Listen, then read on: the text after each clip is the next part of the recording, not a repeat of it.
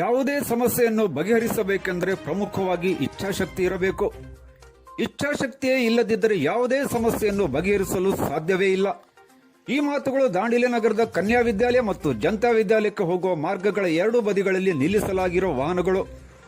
ಒಂದು ಅಂದಾಜಿನ ಪ್ರಕಾರ ಪ್ರತಿನಿತ್ಯ 3,000ಕ್ಕೂ ಹೆಚ್ಚು ವಿದ್ಯಾರ್ಥಿಗಳು ಈ ರಸ್ತೆಯ ಮೂಲಕ ಶಾಲಾ ಕಾಲೇಜಿಗೆ ತೆರಳುತ್ತಾರೆ. ಆದರೆ ರಸ್ತೆಯ ಎರಡೂ ಬದಿಗಳಲ್ಲಿ ಡಕೋಟಾ ವಾಹನಗಳು ತಿಂಗಳುಗಟ್ಟಲೆ ಠಿಕಾಣಿ ಹೂಡಿರುತ್ತವೆ. ವಾಹನಗಳ ದುರಸ್ತಿ ಕಾರ್ಯಗಳೆಲ್ಲವೂ ರಸ್ತೆಯ ಪಕ್ಕದಲ್ಲಿಯೇ ನಡೆಯುತ್ತವೆ. ಇದರಿಂದಾಗಿ ಪ್ರತಿನಿತ್ಯ ವಿದ್ಯಾರ್ಥಿಗಳಿಗೆ ಗೋಳು ತಪ್ಪಿಲ್ಲ. ಈ ಸಮಸ್ಯೆಯನ್ನು ಶಾಶ್ವತವಾಗಿ ಬಗೆಹರಿಸುವ ಪ್ರಾಮಾಣಿಕ ಪ್ರಯತ್ನ ಮಾತ್ರ ಇದುವರೆಗೂ ನಡೆದಿಲ್ಲ.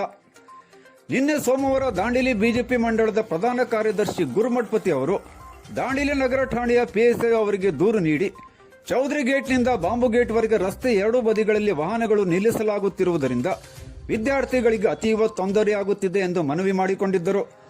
ಅದರಂತೆ ರಸ್ತೆ ಪಕ್ಕದಲ್ಲಿರುವ ವಾಹನಗಳನ್ನು ತೆರವುಗೊಳಿಸಲು ಆಗ್ರಹಿಸಿದ್ದರು.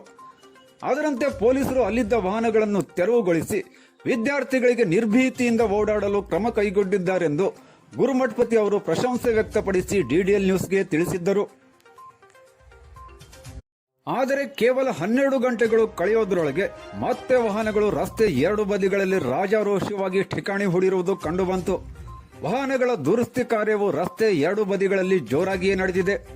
ಅದಕ್ಕೆ ಆರಂಭದಲ್ಲಿಯೇ ಹೇಳಿರುವುದು, ಸಮಸ್ಯೆ ಬಗೆಹರಿಸಬೇಕೆನ್ನುವ ಇಚ್ಛಾಶಕ್ತಿ ಇದ್ದರೆ ಮಾತ್ರ ಈ ಸಮಸ್ಯೆಗೆ ಶಾಶ್ವತ ಪರಿಹಾರ ಕಂಡುಕೊಳ್ಳಲು ಸಾಧ್ಯ. ಈ ಹಿಂದೆ ದಾಂಡೇಲಿ ಬಿಜೆಪಿ ಪ್ರಮುಖರಾದ ರೋಷನ್ ನೇತ್ರಾವಳಿ ಅವರು ಸಹ ಸಮಸ್ಯೆಯನ್ನು ಬಗೆಹರಿಸಬೇಕೆಂದು ಸಂಬಂಧಪಟ್ಟ ಅಧಿಕಾರಿಗಳಿಗೆ ಮನವಿ ಮಾಡಿಕೊಂಡಿದ್ದರು. ಹಾಗೆಯೇ ಕ್ರಮ ಜರುಗಿಸಲೇಬೇಕೆಂದು ಅಧಿಕಾರಿಗಳ ಮೇಲೆ ಒತ್ತಡ ಹಾಕಿದ್ದರು. ಅದರಂತೆ 15 ದಿನಗಳ ಕಾಲ ಈ ಸಮಸ್ಯೆಯನ್ನು ನಿಭಾಯಿಸದಂತೆ ಮಾಡಿದ ಅಧಿಕಾರಿಗಳು ಅನಂತರ ಅತ್ತ ನೋಡುವುದನ್ನೇ ಬಿಟ್ಟರು.